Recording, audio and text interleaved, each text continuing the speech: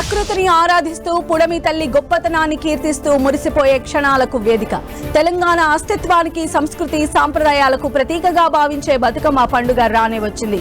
ఇవాటి నుంచి తెలంగాణ వ్యాప్తంగా బతుకమ్మ సంబరాలు అంబరాన్ని అంటనున్నాయి. 9 రోజుల పాటు ఆడపడుచులు ఆడి పాడనున్నారు. ఎంగిలి పూల బతుకమ్మతో మొదలై సద్దుల బతుకమ్మతో ఈ వేడుకలు ముగేనున్నాయి. పూలు బాగా వికసించే కాలంలో, జలవనరులు సమృద్ధిగా పొంగిపొర్లే సమయంలో ఈ పండుగ వస్తుంది. భాద్రపద అమావాస్య నుంచి 9 రోజుల పాటు కొనసాగే ఈ వేడుకలను ఘనంగా జరుపుకునేందుకు ఆడపడుచులు సిద్ధమయ్యారు. ప్రకృతిలో సహజ సిద్ధంగా లభించే పూలతో కూడిన అమరిక బతుకమ్మ. బతుకమ్మ అంటే బతుకును ఇచ్చే తల్లి అని అర్థం.